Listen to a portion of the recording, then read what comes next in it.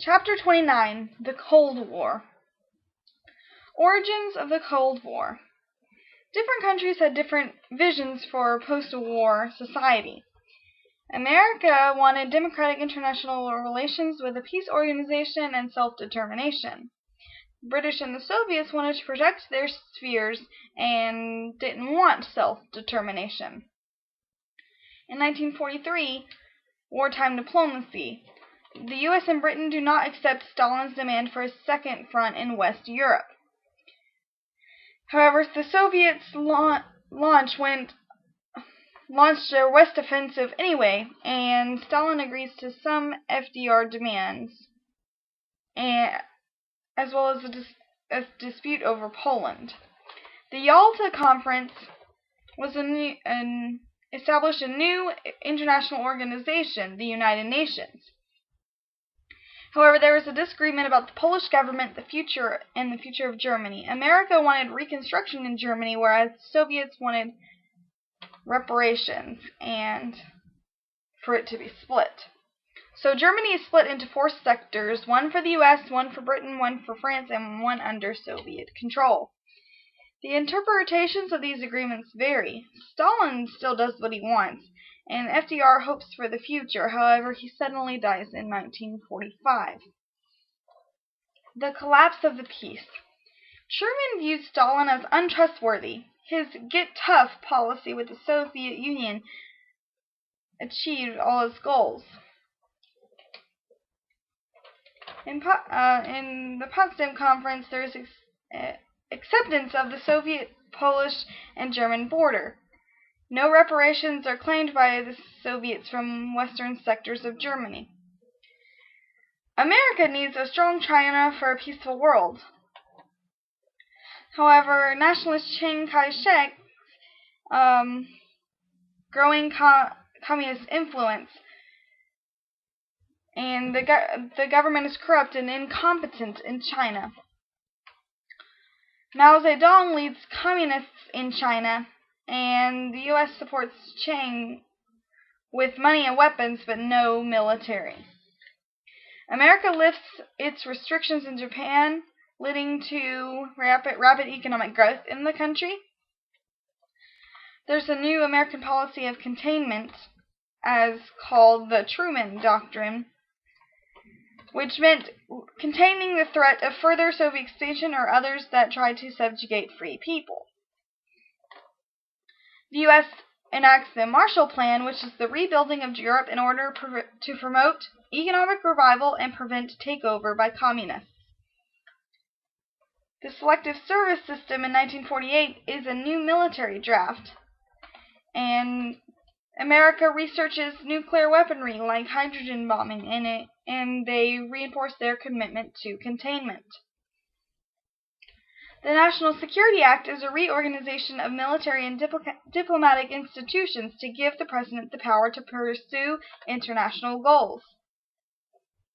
The British, French, and American sectors of Germany are consolidated into West Germany, including their part of Berlin.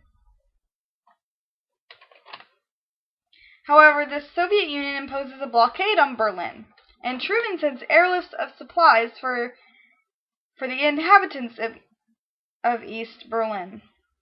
And this blockade is eventually lifted because it's ineffective. The division of Germany becomes official, and there's an alliance among the U.S. and countries of West Europe into the North Atlantic Treaty Organization, also known as Nato.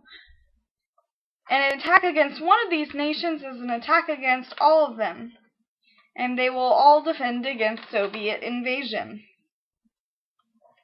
The Soviet Union creates its own alliance with communist governments in East Europe. This is known as the Warsaw Pact. The Soviet Union explodes its first atomic weapon, and the communist regime begins in China.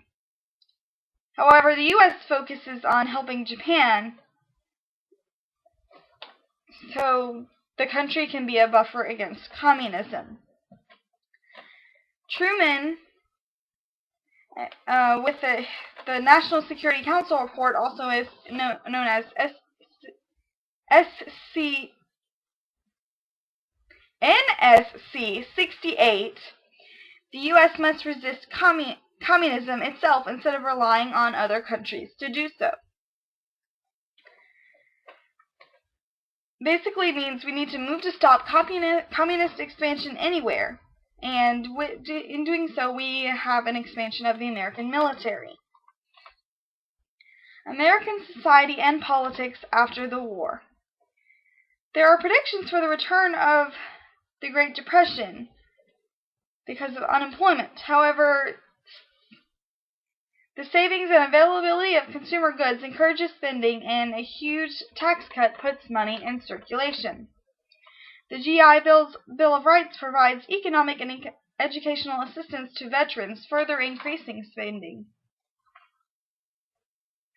The consumer demand, though, leads to inflation, which leads to labor unrest, which leads to the union mine workers' strike, which happened because of fear of loss of vital cost supplies. Truman forces them back to work, and also with railroad union strikes, they are forcibly returned to work as well. Women and other minorities are excluded from work to provide jobs for veterans, and women seek opportunities elsewhere. Truman's Fair Deal is a proposal to increase government spending for Social Security, full employment, raise minimum wage, national health insurance, etc. However, this is limited by conservatism because there's a Republican control in both houses in Congress. Republicans cut spending and assault the Wagner Act, which leads to the Taft-Hartley Act, which attacks parts of the New Deal. The Taft-Hartley Act limits the power of the unions, not requiring workers to join unions. Therefore, this weakens the labor movement. Truman builds his campaign issues. However, he was unpopular personally, and he divided the Democratic Party. He had a weak administration as well. Southern conservatives are angered by the Civil Rights Bill, so they form the States' Rights or Dixiecrat Party. Another division was the Progressive Party. The Democrats tried to get rid of Truman, but they couldn't, so he was their nomination. The Republican candidate was Thomas E. Dewey. Polls show him with an insurmountable lead. However, with Truman's aggression and his promise of reforms, he wins the election, and Democrats win control of Congress. Truman's successes include the minimum wage, Social Security, National Housing Act. However, he has no progress with health insurance or aid to education. He attempts to stop discrimination and violence against blacks. However, not much help, but it is the beginning of change. With the fear of nuclear war with the Soviet Union, we have films, books, and fears in everyday life. But it was thought that America would lead into a prosperous future. Then we move into the Korean War. So communist forces from North Korea invade the pro-Western South Korea. In 1945, we have a division along the 38th parallel. And there's Soviet aid in the north and American aid in the south. The North Korean communists invade South Korea, so the United States sends U.S. assistance with the military.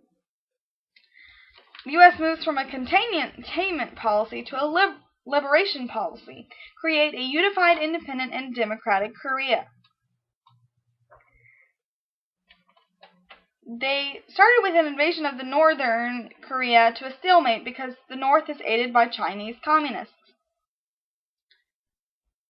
Truman does not want war with China, but MacArthur opposes his negotiations for a solution. So Truman fires MacArthur. Because of this, there's public support for MacArthur, but hostility toward Truman.